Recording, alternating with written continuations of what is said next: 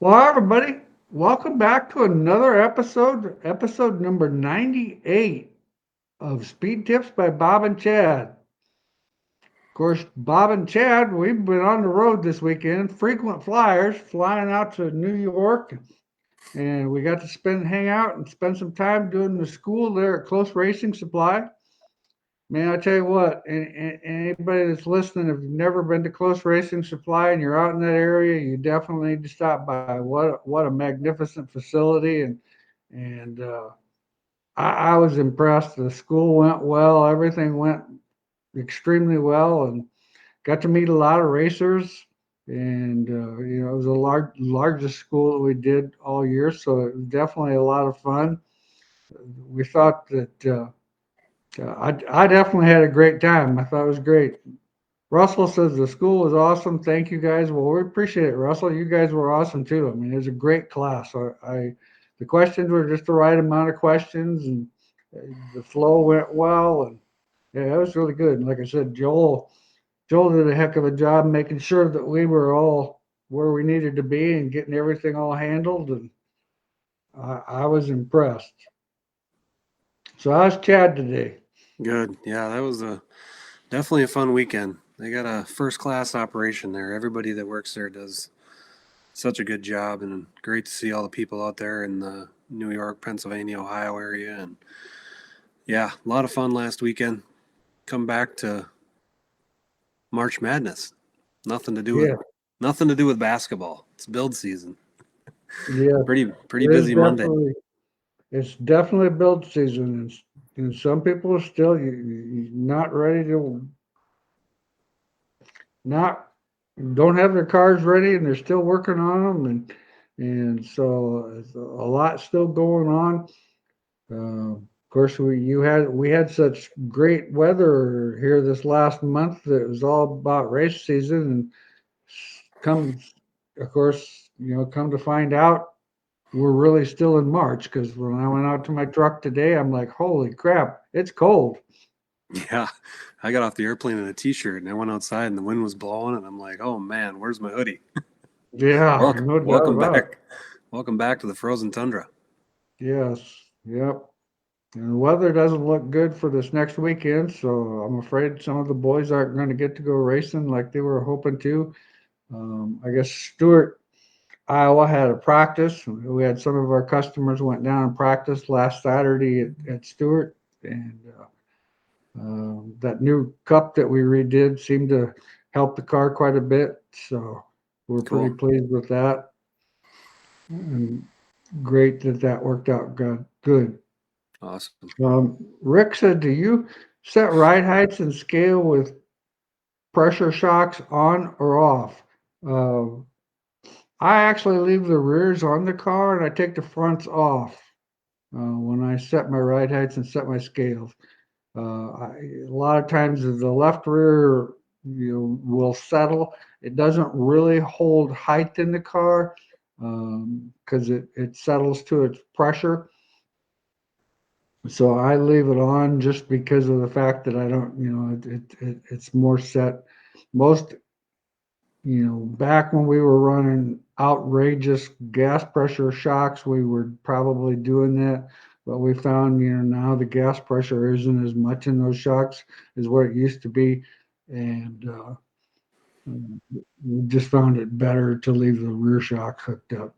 And with your right rear being on a coilover on a late model or a modified, um, it's just kind of one of them deals. Tim said, "Sorry, I missed you guys in Rochester. Really tried to get there. Heard it was a good show."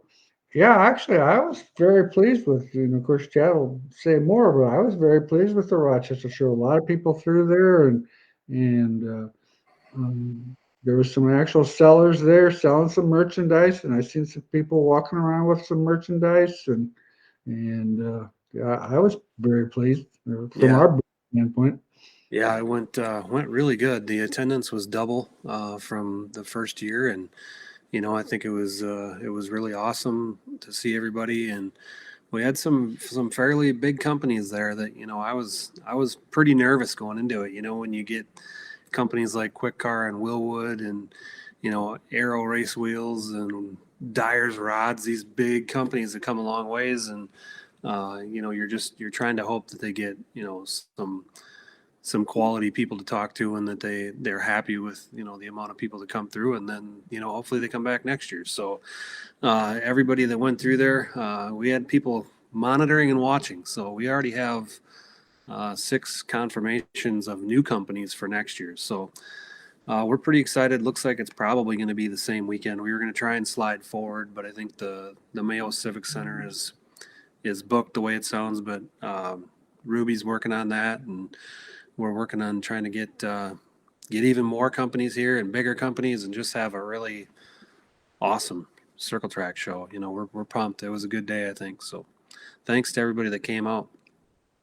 Well, and the thing is, I liked about the fact of it wasn't a long show. I mean, you got in, you got to talk to people, not like where some of the super busy shows where there's a line to try to talk to somebody. It was just a nice, smooth line of people moving through there, and you got to talk to a lot of people, but you weren't backed up, and so no, I was very pleased. Ryan wants to know what's the best way to reset camber and caster in the pits after a wreck. Well, there's no real good way other than standard way. If you don't have a camber caster gauge or can't borrow one, you can always kind of mock it up with your digital gauge and get it relatively in close. You're not going to have it accurate, but you're just about the best you can actually do. If you've got your regular gauge, just go, see if you've got a spot of concrete where you can be where the car's level, and do it just like you would at home in the garage. Yeah, when we were racing and I was trying to win championships, I mean, you had all winter and you got some time yet. So it's one thing to go buy a spare part, and it's another thing to actually be prepared to put it on. So when I had my car, my brother could clear the right front off, and I could bolt all the spares on, and I knew it was very close because I had already put everything on the car, went through all the settings, and all the tubes and everything was set for caster camber, just like it was, in the shop, scaled out, ready to rock and roll. And then I'd have my primary set on there. So all my spares were dialed in, ready to go, whether it was a trailing arm, a lower control arm, everything was ready to go. So preparation ahead of time will also ease your mind when you're trying to make the B main in a hurry. When you're fighting for a championship and you have an altercation in the heat, you got to make the B main when you're trying to win a championship. So as prepared as you possibly can be, we talked about that in the school last weekend, is have everything ready to rock so that your repairs are fast. Yeah, it's all about preparation and organization, like Chad said. I mean, now's the time of the year where it's getting ready to rain, and you've got time to put the right front on, put your right front spare on, set the camber caster at home, lock that up, put it in your trailer, and then put your other one back on, and all that stuff. Set your tie rod at the length. Most most people have a specific length on their right front tie rod, and if you don't, measure your right front tie rod, set your right front tie rod to length. Definitely makes a big difference being organized, and it will Most be a whole lot less frustration. Yeah, and most tracks do have, hopefully a bit of concrete somewhere, or if they have a tech barn or whatever, or your scale pad, or try and find a place where you can take the car real fast and take your digital angle finder and get some quick references fast too if you have to. You bet. Matthew's got a question that goes to scaling. Do you pull an axle out when scaling the car?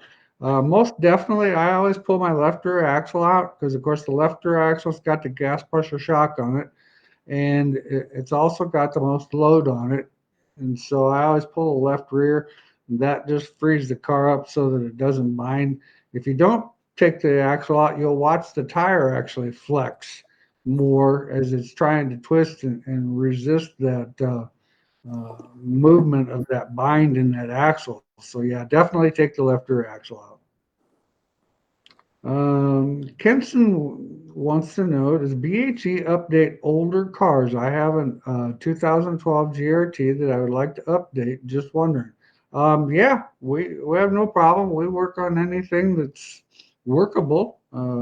If you've got any type of GRT, we can actually get you taken care of. Justin said he made setup sticks to match the shock centers center to center. So can I set caster and camber on the pits on a lift or pit lift?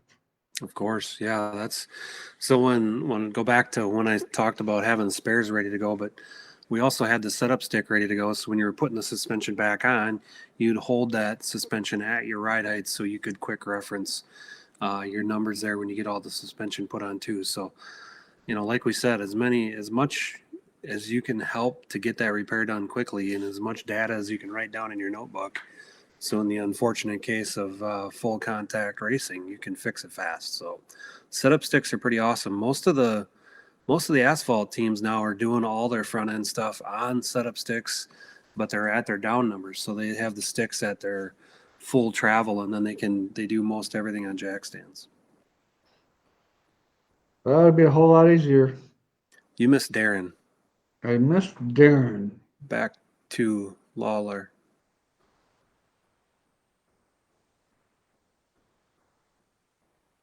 Darren, what do you think of springs behind the axle on a B mod? Um, you know, the left rear behind the B, I wouldn't recommend. I like the left rear to be in front because when the car actually, even though it's got, when the car gets steer, it loads that spring. It's very common on the right rear to run the spring behind the housing. A lot of people think that gives you more traction, which I believe it does. That's that back early days when we first were making modifieds. That's how we had our cars set up with the left rear in front and the right rear behind. Yeah, I never will forget when we made the first slider. Man, I wish I could find one of them. I'd have to show Chad what the sliders have come to today compared to the slider that we used to make, a piece of tubing inside of a piece of tubing. Yeah, they were Wow. pretty slick at the time. Wow. This is back in the 90s. Museum pieces. Oh, yeah, no doubt. I think I actually still have one of them up front. I'll have to actually see if I can't find that someday. Um, Les wants to know which sanctioning body has the best spec tire and why. Well, that's really a hard question to answer. I mean, the sanctioning body's got a specific tire, and of course, the advantage to that specific tire is everybody has to run it. The disadvantage, some of them aren't as good a tires as the other tires are, so it just all depends on what you actually have to run. I really can't tell you, which sanctioning body has the best tire. I mean, the Wasota tire is a pretty good tire. UMP tire is a good tire. The IMCA tires maybe a little harder than some of the other spec tires out there. Um, a lot of them have Hoosier as a brand. The American Racer is a good tire, and that's what USRA and UMSTS use. That's a pretty good tire. It kind of just all depends. Like I said, you're all in the same tires, so whether it's good, bad, or indifferent, it really doesn't matter, I guess. Levi wants to know, Chad, do you make low drag bearing setup for floating Grand National rear ends and the metric GM? We don't make any hub parts or bearings or bearing spacers or anything, no.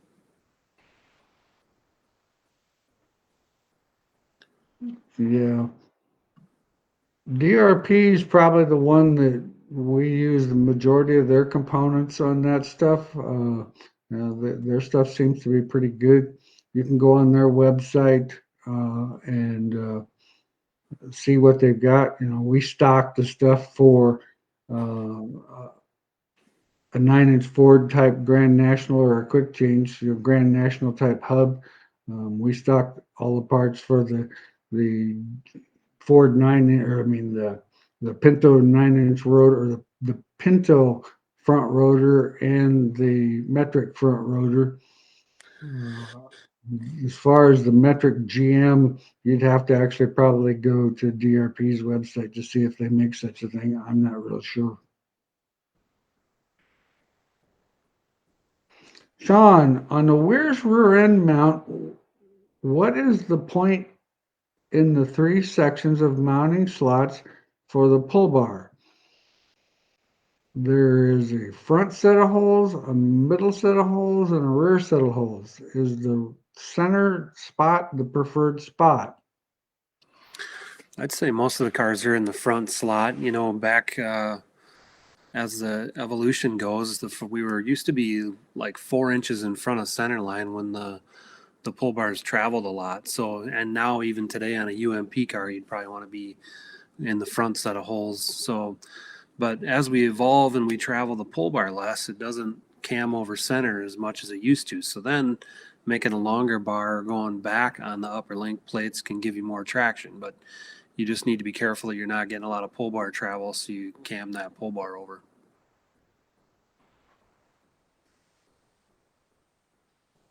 Okay, Jared, Bob, I switched my Camaro hobby stock over to a 9-inch, ran my first race of the year, and the car was super tight on corner entry, then would snap loose on corner exit. Only changed was the 9-inch and went from a 225 to a 200 uh, left rear and a 200 to a 225 right rear. Do you think a small change like that, more right rear offset would be a move, or what would you suggest? Well, your snappy loose is your tightness getting in, because anytime you get a car that's tight getting in, the driver's going to automatically try to turn it, and most of the time the tire's not going to handle it, and it'll just snap loose on you. So in reality, that extra 25 pounds probably on the right rear probably made the car a little bit tighter. A stiffer right rear spring will definitely make the car a little more snug getting into the corner.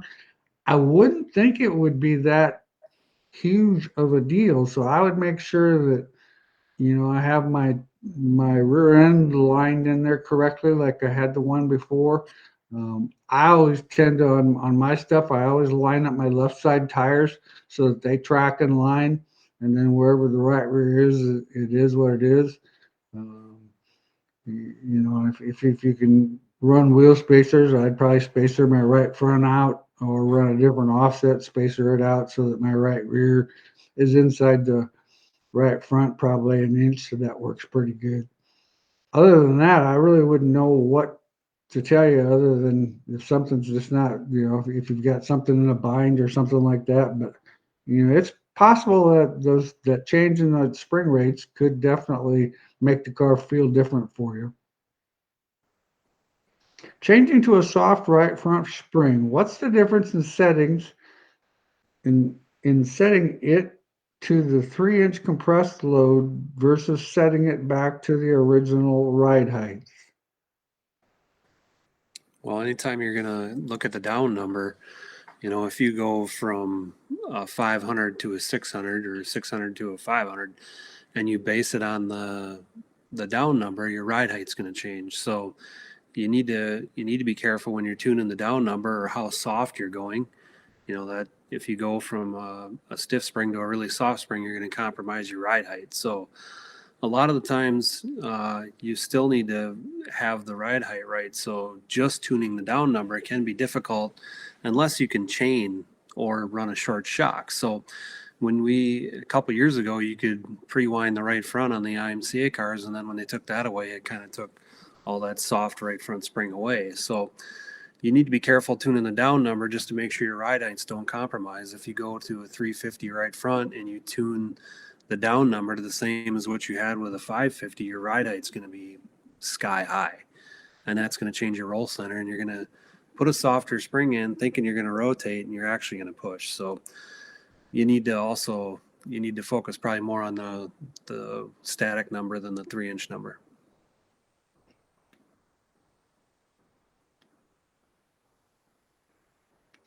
Cody, IMCA modified 4-link split standard 4.5.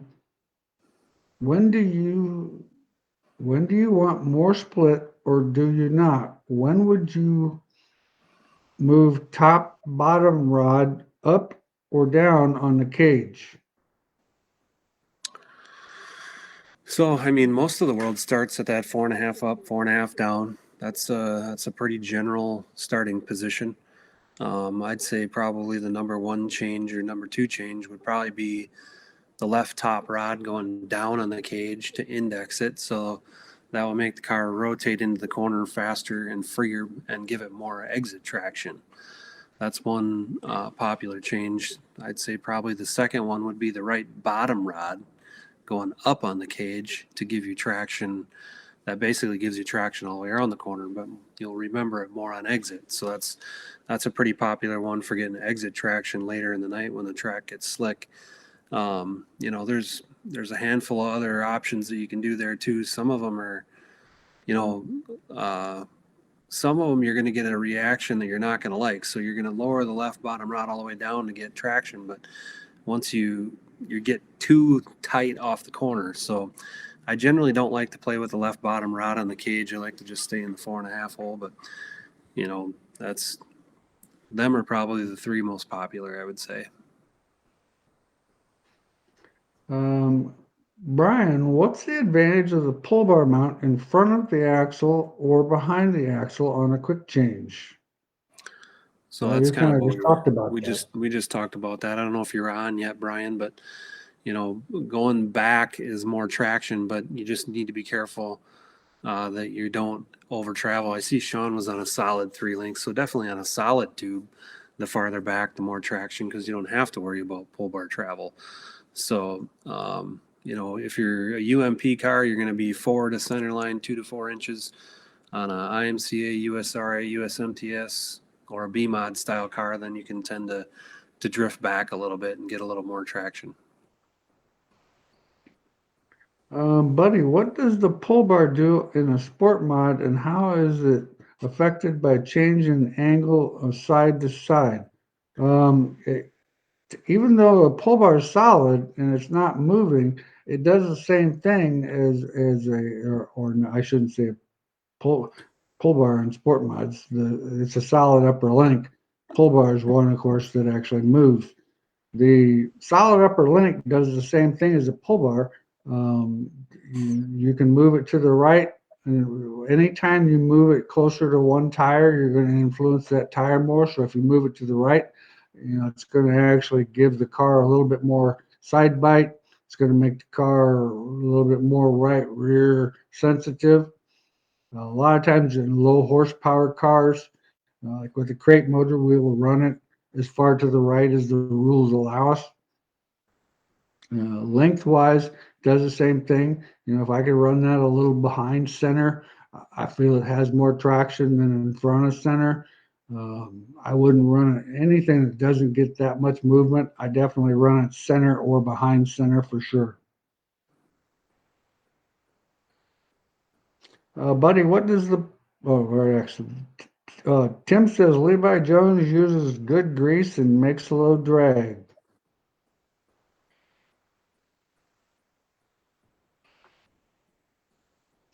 Jim, if you have a sealed spec shock with a lower rebound, would you be able to soften the right front spring to help pin the right front and increase left rear compression?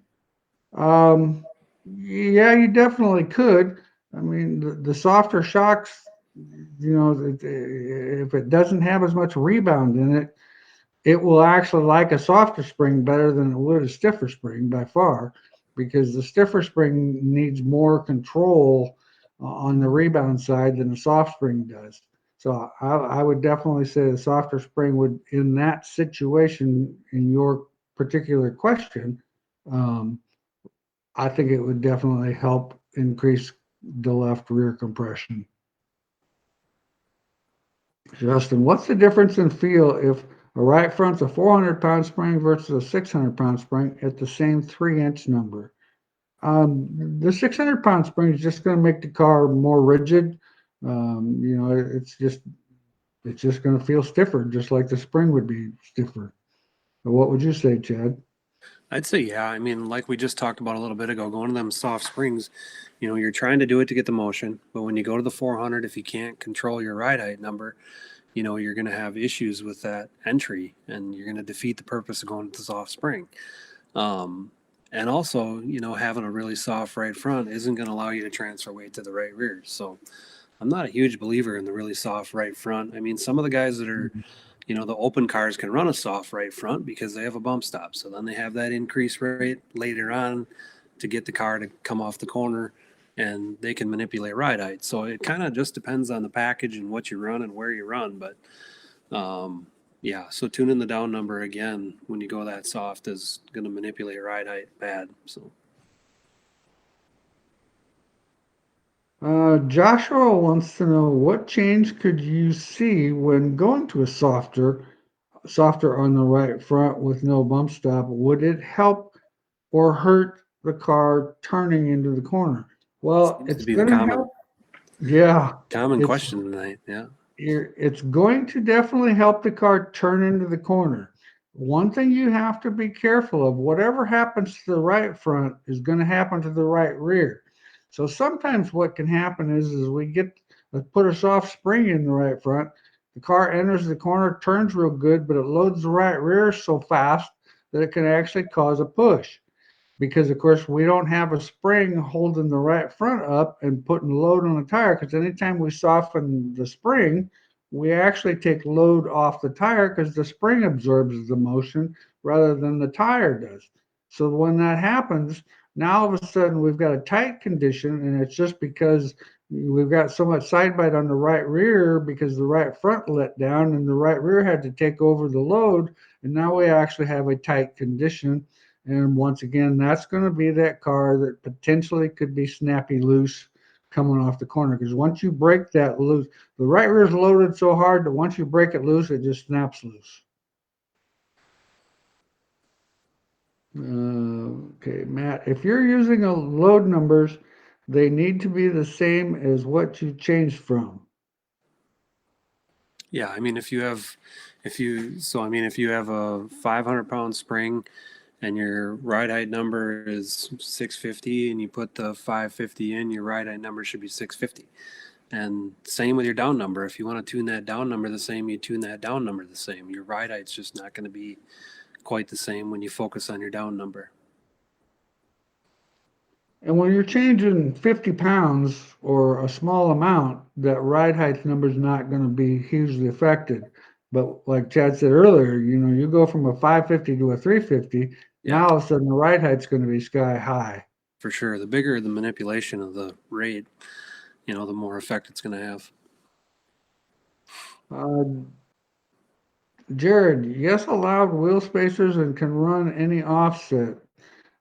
So like I said, that would be, my recommendation as far as aligning my rear end with my front end. I definitely align the left side in line, and whatever offsets you want to go off of. Now, I tend to like a 3-inch offset wheel with 1-inch spacers just because it's easier to uh, find wheels. But if you've got all 2-inch wheels, whatever you want to run, usually you need more offset on the right rear than you do the rest of the car.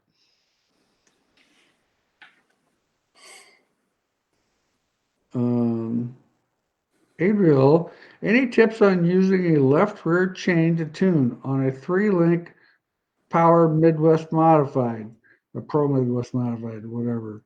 The chain on that car is going to do the same thing as it does on a 4-link or any other car. What it's going to do is allow you to adjust the chain to get maximum movement so you get maximum steer, or it'll adjust to create less steer if you're getting too much steer. So it kind of depends on what your chassis manufacturer wants. A lot of times, a 4-inch number or whatever is pretty good as far as, height wise, 4.5. Steer wise, I usually try to set my cars up, if you're running a limited tire, in that 2.5 to 3 inches of total steer. So You know, I take the right front spring off the car, let the car fall down on the right front and jack up underneath the seat up against the chain. And then I measure from a stationary point on the chassis to the rear end on the left side and to the rear end on the right side. And that total number needs to be, somewhere in that 2.5 to 3 inch number. You'll find a sweet spot on that number where you set that chain, and then you'll find you actually don't adjust that chain a huge amount. Once in a while, we'll adjust it a little bit more. If the racetrack's real heavy, we might adjust it a little bit more to get the car more steer. Sometimes we'll adjust it a little bit more to get more angle in my right or my left trailing arm, because your traction is off your trailing arm, not necessarily off your spring. Um, let's see here. What is the maintenance schedule for a Weir's pull bar? I have hypercoil spring with purple biscuits. 25 races. Change it. Change them both. A lot of people think they can run a spring bar a long time, but the pull bars today get abused bad, like a right front spring. Right front spring, pull bar spring, left rear soft springs, 25 races. Yep, I would agree with that. That makes a lot of sense. Um, Slim wants to know, what is a good starting point for camber and caster on a hobby stock? Well, if you're running a hobby stock that actually is running a pure OEM type tire rather than a racing tire, you're going to probably want somewhere around 5 degrees of negative camber on the right front, and you probably want around 3 degrees of negative camber on the left front. Those cars don't roll a whole lot, so you don't want to put a lot of camber in it. Caster wise, I'd run 2 degrees positive on my left front and 4 degrees positive on my right front. That seems to work pretty good. That's kind of a common number we use overall, and I think that would work pretty good. You could go up on that OEM stuff. You could go up to 5 degrees of caster on that right front, because you're not counter steering those cars near as much. They tend to drive a little straighter, so a little caster probably could help get you off the corner a little bit more, but you wouldn't want to go crazy with that.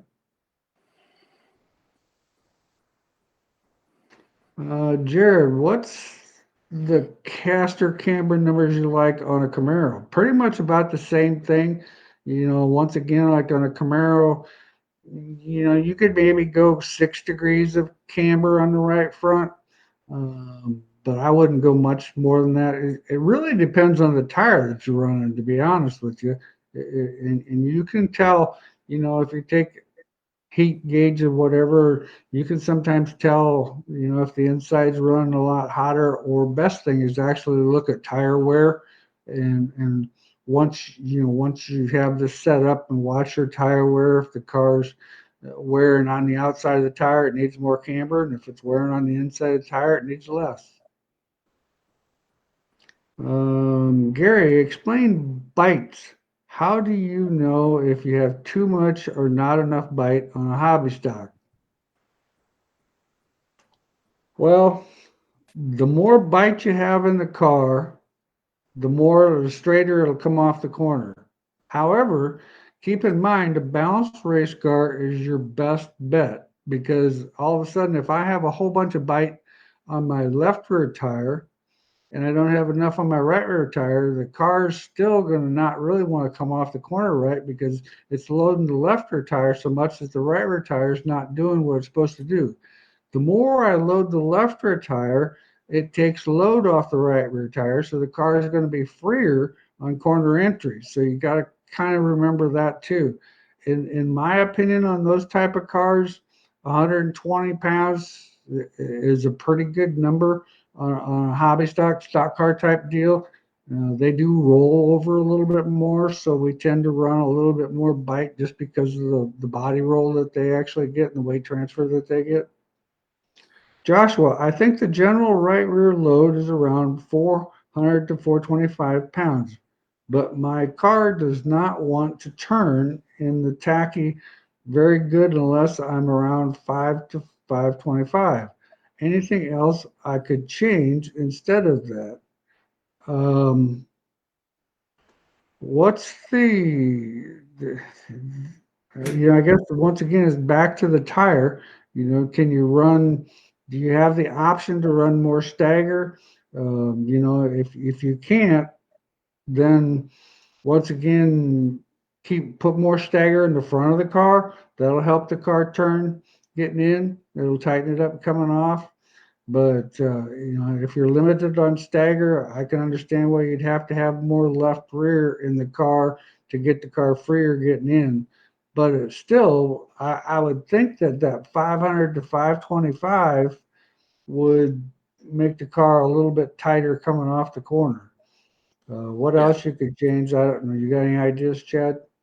Yeah, I mean, increasing the wheel load by 100 pounds basically raised the frame rail, which raised the right rods up. So you added angle to the right rods, which made the car freer on entry because the rods are straight up and down, or more angle in the rods. But technically, the adding the wedge number that took wedge away then also. So you took wedge away, which should have made it tighter on entry. But the drive angle probably dominated the load number change, I would say, wouldn't you? Yeah, I would That, agree with that. that's why the car is freer, but might just keep the less wheel load and increase your angle on your right top rod when it's when the track is like that.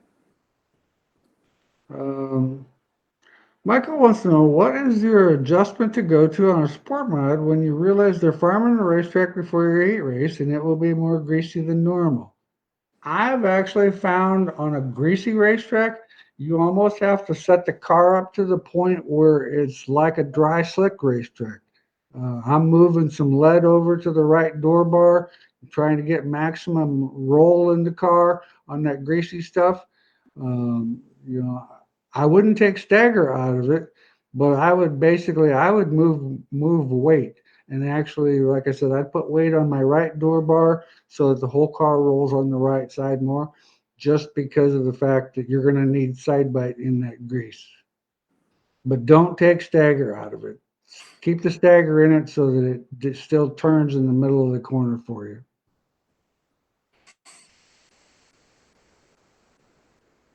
Uh, Jared, left front tight on entry normally means, no, if tight on entry, normally means you need more bite.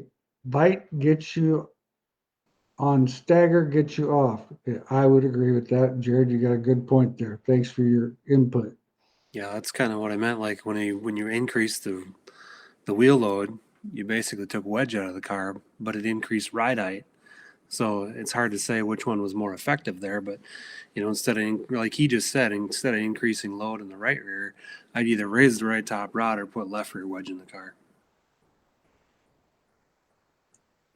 Um, Adrian says, when you say behind center on the pull bar to gain more traction, is that increasing the length of the pull bar or just using slots to change the pinion angle? You don't No, want you have. to, Go ahead. what? Go ahead. You definitely need to lengthen your pull bar Yeah. because you want to keep your pinion angle the same. Zach, Chad, do you sell a spindle checker for the All-Star ball joint? I purchased one at the seminar this weekend, but it doesn't screw on to the bigger All-Star ball joint. Hmm. I didn't know they had a different thread. I didn't either. I'll have to send Kurt an email.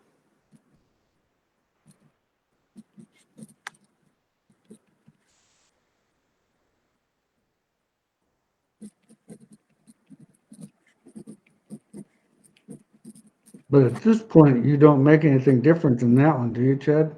No, I thought everything was a half 20, but I'll Yeah. investigate. Joel will take that back if you live close enough.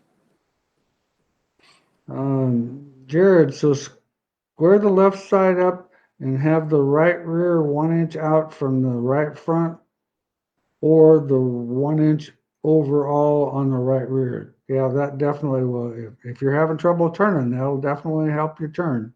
No doubt about that.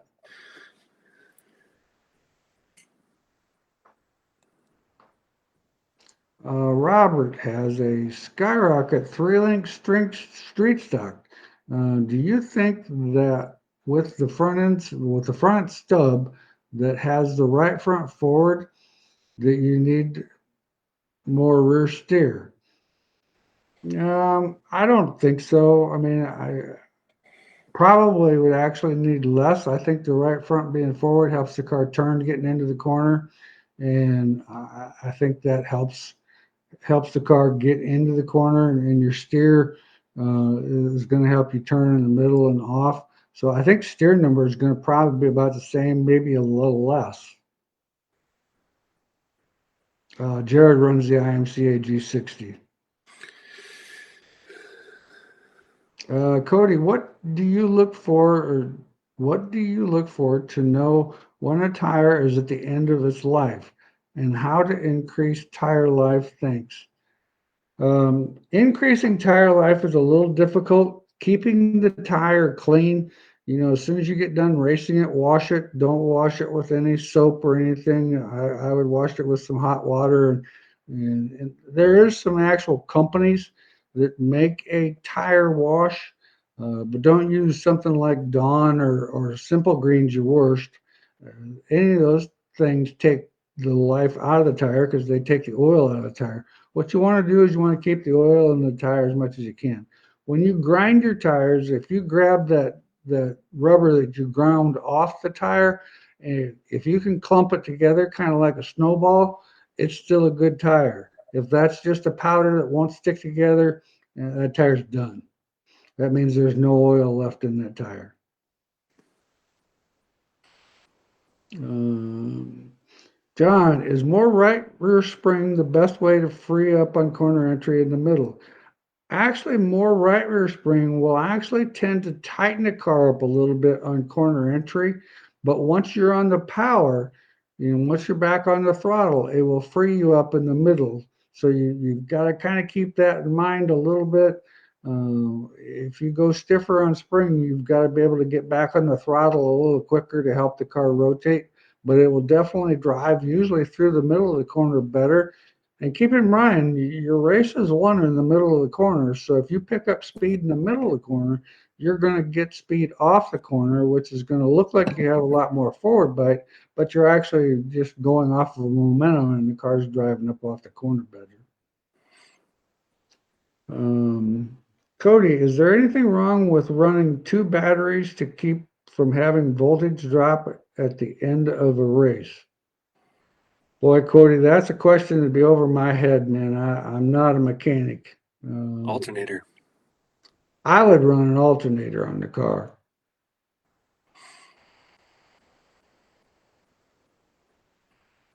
Yeah, I've never seen somebody use 2 batteries before. I'm not saying it can't be done. Just not something I've ever seen. Joshua, on a 3-link, does not having starting bar hole locations where you would start on the left rear bar angle on the chain and right rear bar angle at ride height? I better read that one again. 3-link does not having starting bar locations. Where would you start on the? Oh, gotcha. I always run static lines like on a 3-link car. I try to run my left rear bar in a static number of about 25 degrees, 22 to 25 degrees. My right rear bar angle, I always run it somewhere in about that 7-degree range.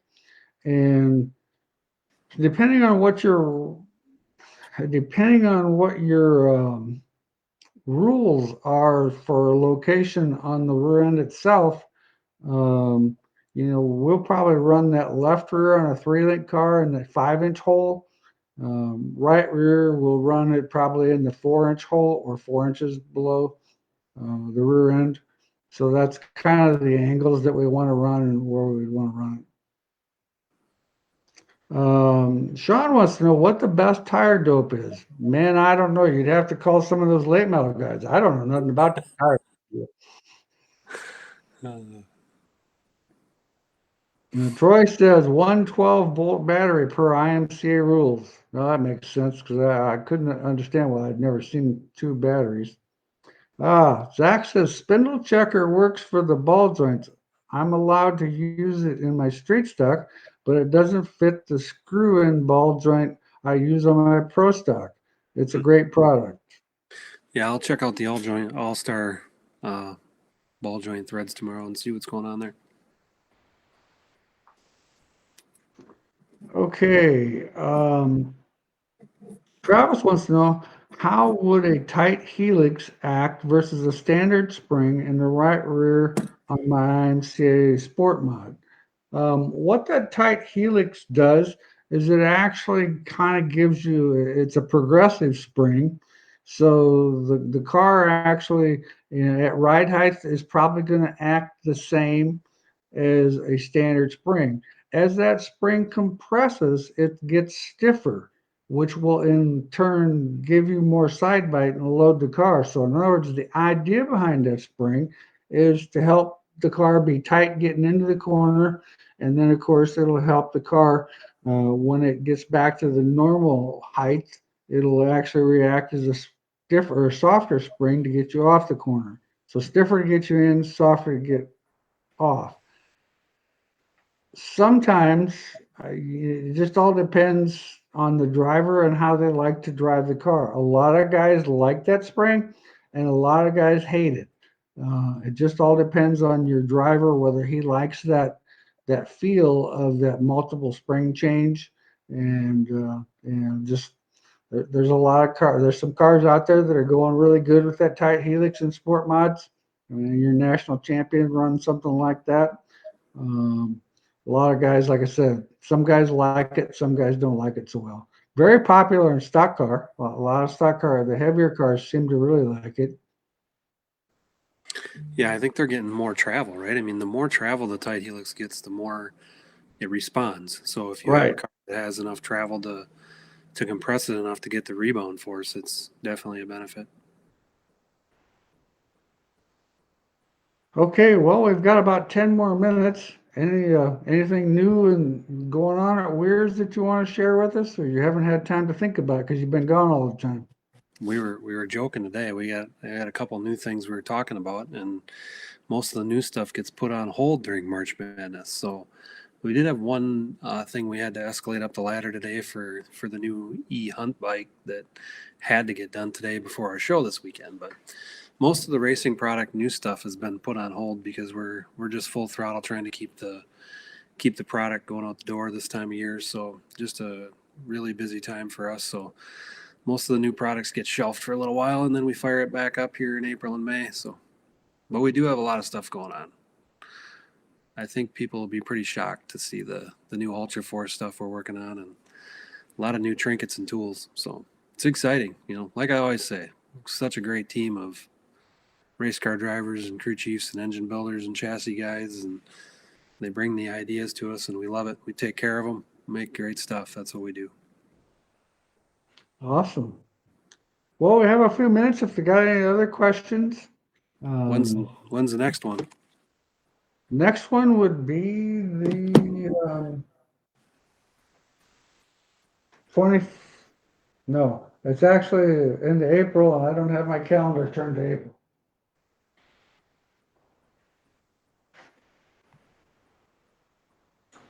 April 5th.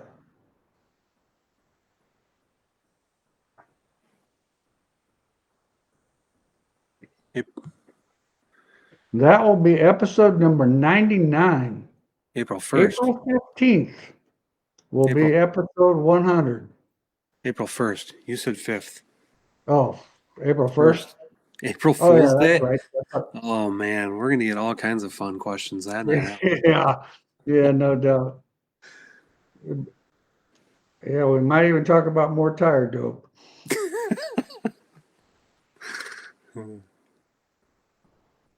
RJ, hey guys, thanks for putting this on. Very helpful for me, so thanks for everything. Donald, nice to see you guys this past weekend. Well, I'll tell you what, we had a great time out there in New York and Pennsylvania. It was a terrific group of people, and like I said, Joel is extremely good at hosting that deal and did an awesome job of taking care of everything. And it went, sometimes when you go into those events, part of it's in my control and part of it's out of my control. Or, the shows that I have at the Ames store, there everything's kind of in my control. So sometimes I get a little nervous, but I've learned as I've aged, what the hell, it's going to happen no matter what, and we'll deal with whatever happens. And Joel did an awesome job. Having noticed lately, a lot of drivers are running around 35 to 45 degrees in their left rear bar. UMP Pro modified. What's your opinion on the benefit, or is there one? Well, when you have more angle in that left rear bar, it's going to be more traction. A lot of our IMCA stuff will be up in the 50-degree range. Uh, Now, we've got to have a zero bird cage index on the situation to be able to get by with that 50 degrees, but it's not uncommon to be in that neighborhood. Now, granted, you're going to have more steer, so you have to kind of compensate for that on how much more steer you're going to get because of the extra angle. But drive angle is drive angle. It will definitely put you going forward. You just got to be careful. I've always kind of said the rule of thumb is 45 degrees, just because I don't like going over that angle. Seems like once you get past that, you can get into a povo stick situation, and then all of a sudden your tire becomes your spring because your rod's got, is a stiff, it's a stiff situation. Do you have any recommendations on a pull rig manufacturers? Boy, Les, I don't have any recommendations. Funny you asked this question. As I was on my way home tonight from work, my phone rings, and we'll keep this chassis builder anonymous, but he's a very, very famous one. And he was rather upset, called me about load sticks. He said, I just spent 2 days on a pull down rig and didn't learn a bleeping thing. And I was like, well, yeah, I mean, unfortunately, a pull down rig is basically a bind finder. So we can do pretty much the same thing with load sticks. And that's what a lot of the late model teams are figuring out, is that, they can put 4 load sticks on the car and 1 on the fifth arm and move it through the motion, and you can find that bind. Takes me back to the first time we built the first load stick. We were all jacked up. We built this load stick. We ran over to Stevie Bachman's race shop. We put her on the right front of that thing, and we were ratcheting that car down, ratcheting it down, and we're watching the load go up, and we're going to get some numbers here. And we were just pumped, And all of a sudden, the load went to 5,000. We were like, what was that? And we looked down, and the right front shock mount was bound up. That's the kind of stuff you find on a pull-down rig. When you go to a pull-down rig, unless you have exact data, which you can't, because there's no pull-down rig in the world that will produce centrifugal force, G-forces, all that. So you're basically just moving the car in motion and seeing if there's a bind. So, in my opinion, kind of overrated. If you want some load sticks, it'll be probably a tenth of the money. But otherwise, DRP makes a really nice rig, but Yeah, DRP makes a good, really expensive. But it's expensive, but they make a good pull down rig. yeah. That was a big fad there for a while. And like Chad said, now you don't hear that much about people using them like what we did there for a while.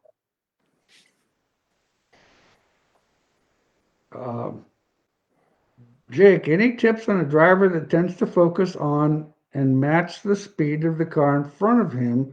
If they're fast, he's fast. If they're slow, he's slow. Then Jake said, if no one's in front of him, he puts a straightaway on him. Well, my first question would be, is he the one paying the bill? If he's the one paying the bill, then he's gun shy of scratching up his race car, getting by those guys. Zane DeVillis just said, take them off of street driving. It's a situation where I don't have a recommendation for the driver to, there's some reason why he's conservative and not trying to pass the person if he's faster than they are. I couldn't answer that question, to be honest with you. I was kind of one of those guys, but I was also paying my bills, so I was fairly cautious about, if I got too close to somebody or if I got into somebody. Number one, they're going to come down and see me, and I'm not going to like that. And number two, if it causes me to cut down a right front tire or something like that, well, boy, that was stupid on my part. So then I got to the point where I found out it was just better for me to put a driver in my car and worry about it later.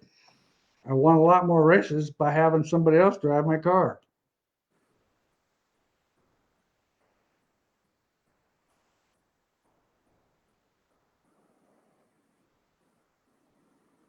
Did you do the stock car ride I won?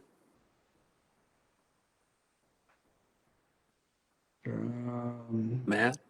Oh, maybe I didn't. Sorry, Matt. Stock car ride height is too high in the rear. Any suggestions on lowering it without changing the way the car works? Well, it's a little bit difficult, to do that. You'd almost have to lower your rear springs or put shorter springs in the car. Um, and keep in mind when you lower it, you're going to change your spring. You have the possibility of changing your spring table. Plus, you're also changing the center of gravity, which is going to make the car work different. You might end up having, if you lower the car, you might have to raise your weights and do things like that. But other than that, I don't know. Zane says driving on the street teaches you to stay back and pace off the front car in front of you. Yeah, it definitely does.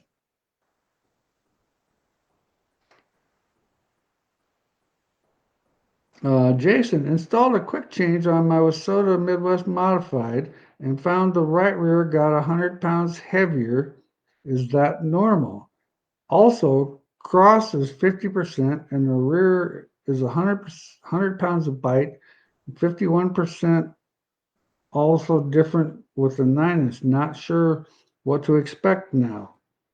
Um, well, the quick change is definitely going to be a little heavier. I mean, that's pretty normal. But I don't know why you would gain 100 pounds of bite.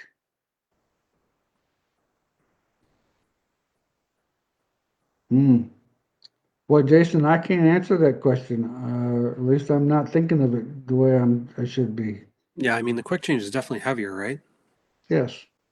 I don't know if it's 100 pounds, but your bracketry might have been heavier. If your brackets aren't in the exact same spot, some measurements, there's got to be something different. Shock heights, spring heights, you got to really go over that stuff with a fine tooth comb and see what's wrong there.